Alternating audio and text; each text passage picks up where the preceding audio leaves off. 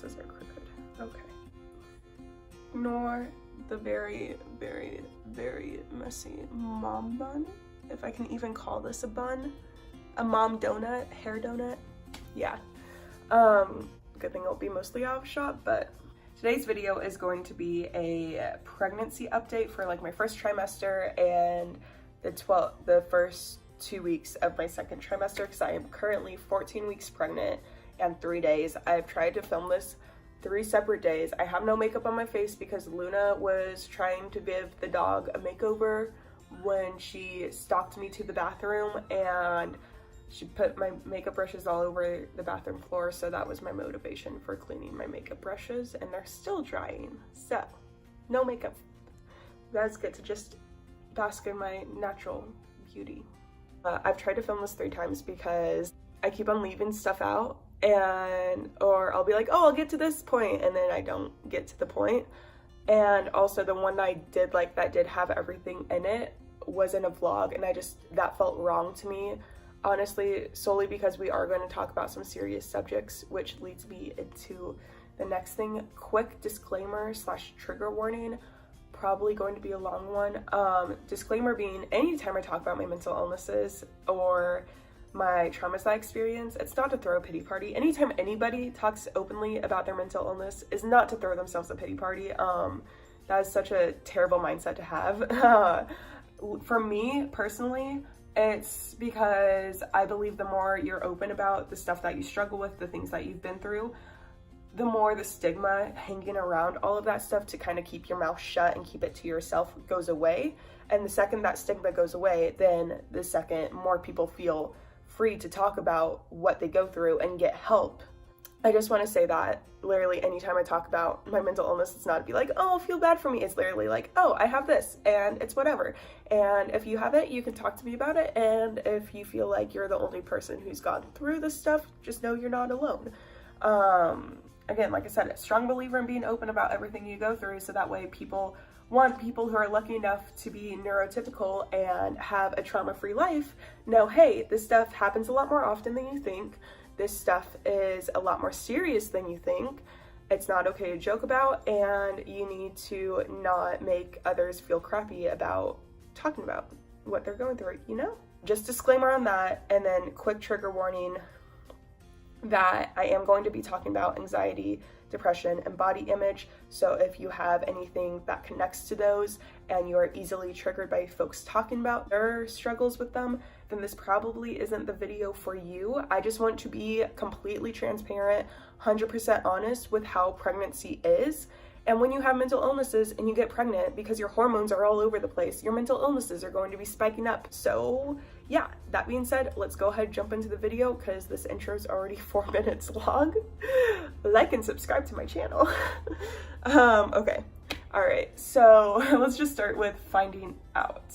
I was going to jump on the bandwagon with the whole entire pregnancy prank video with Nick, but I had missed my period for that month. So I was like, hey, either my periods are going back to being like irregular, funky, hard to track selves, or I'm pregnant. So I'm just not gonna look at the pregnancy test, prank Nick, and let him tell me if I'm pregnant or not. And then, so he saw the test and he's like, oh, we're having another baby. So such a cute reaction, like, oh, I'm so excited.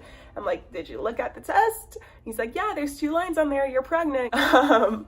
And so I started freaking out. I wish I had the clips from it, but I accidentally, because I'm an idiot, deleted the videos from it. I don't know how this transition to 2 children is gonna go, and I really wish people would be more like, oh, this is what helped me with transitioning to taking care of 2 kids, instead of just being like, you'll figure it out type of thing, because like, help. But yeah, basically we found out I was pregnant when I was about 5 or 6 weeks along, and then from that point to about the 8th week mark, I just felt like I had the plague. Literally felt like I had the plague. With Luna, my morning sickness was throw up once a day, feel pretty sick, like not too sick, but like just feel very lethargic and want to go lay down in bed and take a nap after puking your guts out, not to be too graphic. And so this pregnancy's been a little rocky and surprising to me, because one, I literally was not able to keep water down every single day for these weeks. I could not keep water down in the morning, and about every other day I couldn't keep any food down, which like helps explain the thing that we're going to get into after this, the symptom that we're going to, the whole entire pregnancy stuff that we're going to get into after this symptom a little bit. But basically I was like throwing up constantly, super exhausted and tired, felt very stuffy, it felt very like sickly. I felt like I had the plague. Literally, if you guys watched our attempt, keyword being attempt, at Vlogmas videos, then you would already know that, because I was just like constantly like super lethargic, barely had any energy for most of the days. Not 0 out of 10 would recommend. And so this also leads me into the next thing, because it makes sense, since I was throwing up pretty much everything I ate every other day, why I have gotten so incredibly bloated and so big so fast. Because, you know, like, I'm not gonna get into it, but like, speaking from experience, if you throw up everything you eat, you're not gonna lose the weight, you're gonna get more bloated and like, but basically from 7 to 9 weeks, from 7 to 9 weeks, I have been the same size that I was with Luna when I was 6 months pregnant, yet a month and a little bit pregnant. So that was pretty hard to adjust to, because like I'd be sitting there and be like, what the heck is going on with my body? Why is it acting like this? Why am I so ginormous? And like, how, like, freaking out, because I'm just like, how much bigger can I get if I'm already how big I was when I was 6 months pregnant with Luna, and I'm only like a month into it. Granted, I haven't really gained too much weight. If anything, my stomach's just started hardening, but I'm still just like very flabbergasted. I'm just like, how am I already like at the same mark that I was with Luna when I was 6 months pregnant? This makes no sense. Which, that side note, if you have been watching our videos, that mixed with the extra super bad morning sickness pregnancy symptoms for the first month, and the fact that twins run in my can I talk? Apparently not. Also, the fact that twins run on my mom's side of the family had me very anxious that we were having twins. So I was trying to like prepare myself for the idea. I'm like, okay, we might be having twins, there might be 2 babies in me. We might have to, instead of going from 1 to 2 kids, which stresses me out enough, well, we might be going from 1 to 3, but thank God we are not having twins. Whew, knock on wood, bad harvest, fingers crossed. Yes, hallelujah. I do not know how to handle that in the slightest, but I was very nervous for that, so I was trying to prepare my mind for that, because I was like, I am so big, I'm having such terrible like pregnancy symptoms, but everybody says that each pregnancy that you have gets easier and easier, but obviously that is a lie that society tells us so that we shoot out more babies, because at least for my case, that is not the truth, so far. But yeah, my body image was pretty bad. My morning sickness did start lightening up, and that was really nice. And I was starting to get more energy back and being less lethargic, but it was pretty hard to like kind of adjust to it. Basically, stop myself from freaking out about it and just like be like, okay, be like, you've come a long way with loving yourself. Don't let just the fact that you're pregnant stop that. Like, I'm growing a child, I'm growing a life, I'm creating life. Like, you know, just the thought that I'm creating life, and the fact that if I've put on so much weight and I've gotten so bloated and so big, then obviously my baby has to be getting a lot of nutrients and everything that it needs. So that's just been like my saving grace when it comes to my body image. And I've honestly gotten better with it, and now I'm just like, I'm the same size I was with Luna when I was 6 months along with her, but I'm only like like four months pregnant. LOL, so funny, you know? Another thing is that, I forget if I mentioned this, but my nausea lightened up, and I got my second wind, which was really nice. I did start to get a bit of really bad anxiety and really bad depression from the 8 to 10 week mark, because this is when Nick and I, we decided that we are going to go ahead and enroll Luna into school, like not public school, private school. We're going to do private school, but like we decided we're going to enroll her into school and not homeschool her, which was originally, it's always like, even before we were pregnant with Luna, it's always something that we talked about. We were like, oh yeah, we're gonna homeschool our children so that way we can put them in like extracurricular activities like club sports and stuff like that. So that's been a little tricky, a little difficult, a little hard to adjust to, just because I feel like every mom can agree with me, especially with the state of our country. I just like, I don't want to put it out into the universe, but I feel like if you know, like kids in school, biggest anxiety for parents when you send your kids to school. Well, the two biggest anxiety for parents, just because, you know, like, you never know, like, if a teacher is going to notice mental illness signs and just like calls for help and things. Like, more than likely they're going to be around your child more than you are. So it's a little disheartening, a little anxiety inducing, because I know from when I was in school, thinking I was going to be a therapist, I know that like pretty much any mental illness that you have will get passed down to your child for the most part. And there are quite a few that I know for a fact my children will have to deal, like Nick and mine's children without a doubt will have pretty bad anxiety, just because Nick and I both have really bad anxiety. And there's other things that just run in my family that I know my children are going to have to struggle with, because both my brother and I struggle with and have struggled with. And that's just hard to think about. And I had no motivation for a good couple weeks there, almost a month there. I had enough motivation to take care of my child, play with my child throughout the day, and that was it. Thank God for Nick, not only because he's such an amazing and supportive person when it comes to mental illnesses, like he's just always been that way. Like he's just always been such an amazing, like, shoulder to cry on and person to be there and like talk sense into me when I need sense talked into me, and like reassure me that everything will be okay when I need reassurance. Like an amazing husband. And he also like stepped up, and he would come home from work and he would help pick up everything, just because he knew like my mental health wasn't at the best, because I didn't really have like the motivation to like clean everything, because looking at the mess would just stress me out more. I know I mentioned this before, but like the reason why, if somebody has ADD, anxiety, depression, or all three, and they're more than likely a very messy person, it's because that mess is overstimulating for their mind, and so it causes them to get extra anxious, just because there's so much like junk laying around that like stresses them out even more.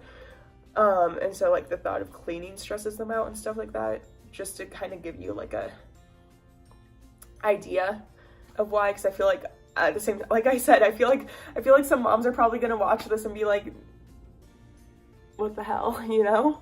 But you know, that's life. Not everybody's life is the same. So yeah, best that we can do is just be nice to each other and be there for each other. Okay, moving on, actually moving on now. The 10 to 12 weeks, I felt extra tired, which made sense because I was going into the second trimester. And I remember with Luna, I like literally the second I got into the 12th week mark, I was like, had my second wind, I was up and going, I was like feeling great, feeling awesome. I felt really like I was like, okay, yeah, I can do stuff again. I'm not like throwing everything up, and I'm not like feeling crappy, you know? Like I just remember when I got into whenever I realized I got into the second trimester, I definitely got the second wind, and it was a very easy transition. But for this baby, that is not the case in the slightest. I feel so bad because I feel like I'm being so negative about this pregnancy, but this is just how it's been. And of course, the difficult transition could easily have been thanks to the polar vortex, because it was negative 50 degrees here, and like negative 40, negative 30 degrees, and we did have to go out during it. So that easily could have like had an effect, since my immune system's already pretty lowered as a pregnant woman. I fixed my hair because it was bothering me, and it's still bothering me, but we're gonna move past that. The difficult transition was probably just because of the weather, and I just probably got a little bit of a bug or something like that. But I was just extra tired, extra stuffed up. I'm still pretty stuffed up. I still feel like I kind of have a cold.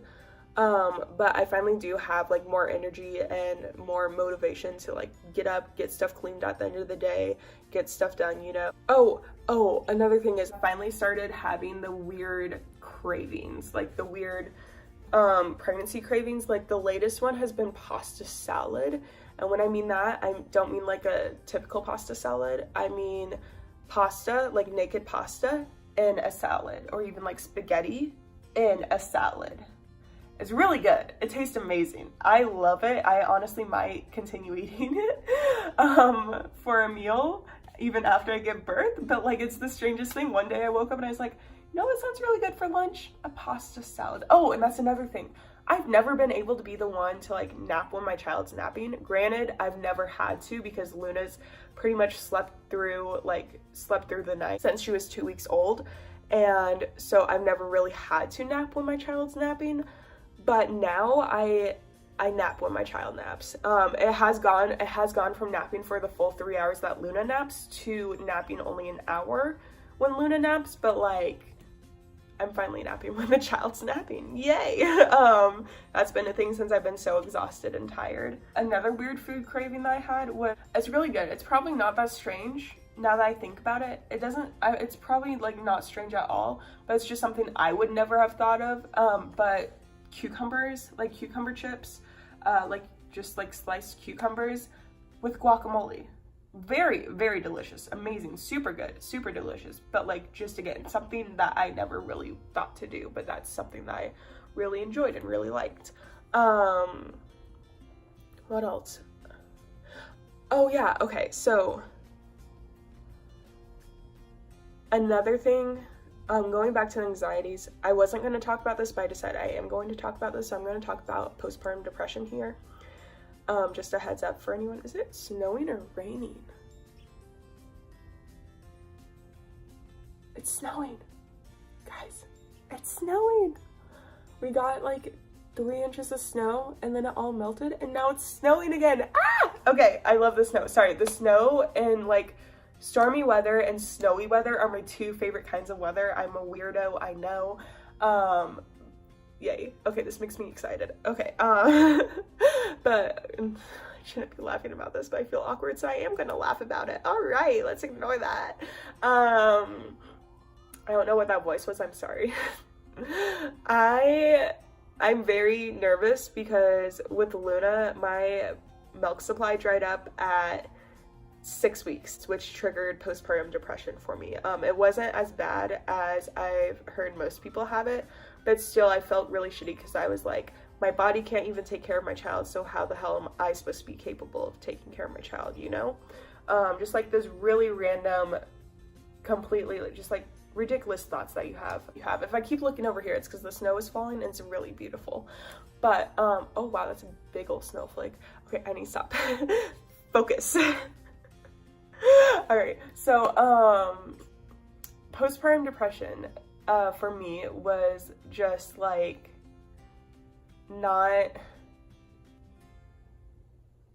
how do I put this? Like motherhood came very instinctual to me. Just like I felt like I didn't feel as happy as I should have felt, you know? There were a lot of nights where I was holding Luna and I'm like, you bring me joy, but at the same time I feel like I'm not as happy as I should be with like a newborn baby because I was so stressed out and so exhausted. Even though my baby was sleeping through the night, I was still like very exhausted from like working and taking care of a child and all this stuff. And wow, it's coming in hot. Danny Jones talking about the snow for 5 minutes straight instead of what she's supposed to be talking about. All right. But yeah, I'm just nervous for going through that again because I am going to try to breastfeed this time around. I am going to try to breastfeed for 6 months at least, hopefully a year. It'd be amazing if I could breastfeed for a whole year. But yeah, I'm just nervous for how dealing with postpartum depression and transitioning to taking care of 2 kids is gonna go because like Nick said in our pregnancy Q&A, I'm going to be the main one taking care of them because I'm mostly a stay-at-home mom. So it's just stressful, nerve-wracking, scary to think about how that's gonna go. Yeah. And then lastly, let's talk about my doctor. I hate her. So not only do I not like the fact that she put me on a, not even a vegetarian diet, but just like a full-blown like you need to eat meat and dairy diet, without even looking at my blood test or having me get any blood work done. She literally just did it because I told her with Luna I was anemic, which 100% looking back on it and doing more of my research totally was most likely was due to the fact that I put turmeric and pepper and like anything savory that I was eating, because I was like, oh, turmeric and pepper, it's so healthy for you. But turmeric actually like thins your blood. It works as a natural blood thinner. And so that 100% was probably why I was anemic. And I am definitely going to talk to my actual OBGYN, the OBGYN that I trust and like back in Kansas City, because she's amazing. She's wonderful. She is like, I don't know if it's just because we went to a women's clinic and it was essentially the practice that we went to with Luna and where we give birth for Luna. It was a birth center attached to a hospital. It was, so you had doctors, like certified doctors and nurses working there, but like we could bring in a water tub to give a water birth if we wanted to. Like our doctor in Kansas City will gladly let us have a water birth if we bring in a tub that is 5 feet deep, which is her like recommendation for giving birth in water, is to have 5 feet just to make sure like your baby doesn't whoop on the floor, and just all this other stuff where they were very accommodating, didn't try to push me on anything when I was like, I don't want, like ideally I don't want to be induced, I don't want any epidural, I don't want any of this. They didn't come in and try to like harass me and be like, are you sure you don't want the epidural and da da da da. Like the girl was literally, when I started to cave and I was like, I think I might want some painkillers, she's like, are you positive, you sure you want that, because I know you were very adamant about not wanting it. And like they were just very sweet and very amazing with like making sure the birth that you wanted was the birth that you got, you know? And also, I constantly say this, but my OBGYN felt more like a doula or a midwife than she did like a doctor. Whereas this doctor up here feels like a freaking doctor. Like when we did our ultrasound, she did the ultrasound for less than a minute, literally less than a minute. Nick and I vlogged it, but I didn't post it because the vlog is 3 minutes long with our intro, outro, and all the junk that we did after the ultrasound. And also when she was listening to the heartbeat, she didn't even listen for the heartbeat to go all the way across the screen. And yes, I know you can like watch the like heartbeat waves, but like, and yes, I know this is my second baby, and yeah, she's not going to be delivering it, but I still want to listen to my kid's heartbeat. I still want to see my kid. Yeah, it might be an embryo, but I still want to see them. And she doesn't have any like freeway with like she doesn't have any like give for when it comes to a vegan diet on pregnancy. She's 100% against it.